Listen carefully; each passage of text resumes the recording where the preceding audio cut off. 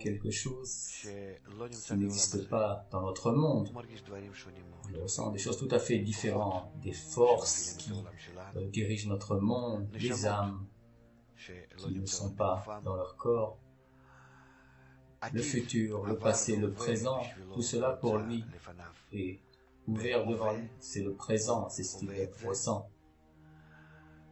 Et il se remplit d'émotions, ressentis éternels, parfaits, complets. Il ressent que toute la réalité se trouve en lui. Cette expérience, on ne peut pas l'exprimer avec des mots. Les kabbalistes nous écrivent dans leurs livres, ils nous donnent des conseils, comment arriver nous-mêmes à le ressentir, à ouvrir devant nous cette réalité. Un kabbaliste a du mal de nous transmettre ce qu'il ressent, ce qu'il rencontre, ce qui s'ouvre devant lui. Quel est ce monde dissimulé? De tous les moyens qui existent dans notre monde, qu'on peut utiliser pour plus ou moins nous donner une certaine image, transmettre à d'autres personnes qui ne sont pas dans cette expérience spirituelle. En fait, il existe un seul moyen qui plus ou moins peut, quoi que ce soit, exprimer ce qu'un kabbaliste ressent quand il se trouve dans le monde supérieur, c'est la musique, les sons, les notes.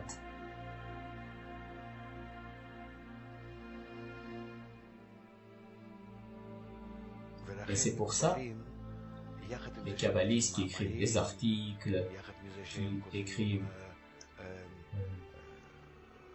des textes très profonds et pas simples, mais en même temps, ils écrivent de la musique, c'est appelé nigunim.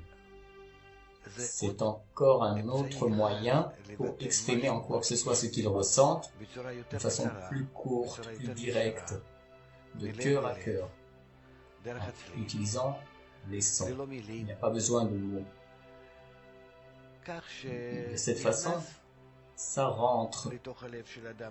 son rentre dans le cœur d'une personne et en quoi que ce soit le transforme, en quoi que ce soit le règle un peu plus à ressentir le monde supérieur. Chacun de nous a une âme.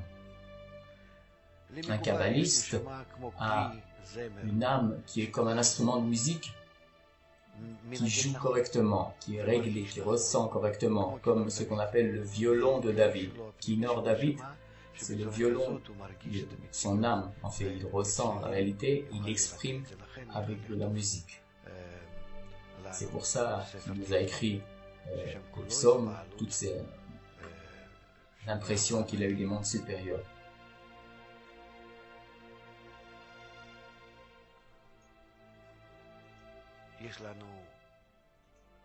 On a un très grand cadeau. Le dernier grand kabbaliste de notre génération, Rav Yehuda Lev Alevi Ashlag, le Baal HaSulam, qui a exprimé dans ses nigunim, en fait, tous les degrés, toutes les émotions des mondes supérieurs. Quand on les écoute, on se rapproche de ce vrai sentiment, de cette existence spirituelle supérieure. Quand on l'écoute, petit à petit, on s'approche, comme si ressentir le monde supérieur. Mais chacun, peu importe ce qu'il a appris, ce qu'il a déjà étudié dans la Kabbale, les notes, les sons sont quand même le moyen le plus direct, le plus rapide, le plus simple pour ressentir quoi que ce soit de la spiritualité. Un kabbaliste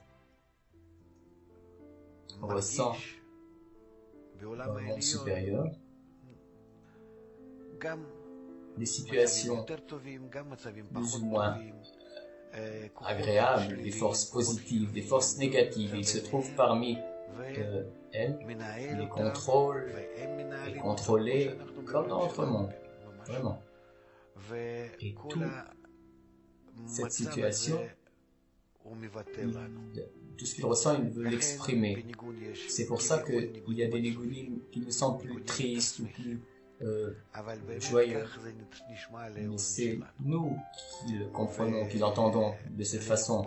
Mais quand un kabbaliste entend ces nigunim, il ressent en fait les images qui se trouvent, qui sont éveillées par cette musique. Lui est uniquement impressionné.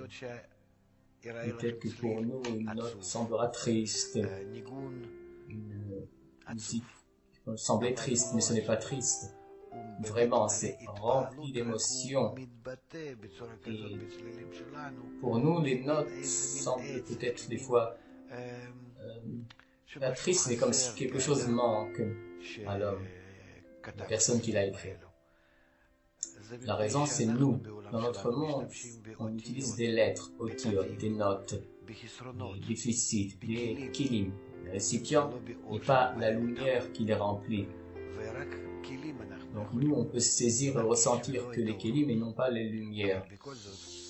Mais quand même, quand on écoute, petit à petit, on s'approche de cette situation et ces kilim se rempliront de lumière. Il pourra en ressentir ce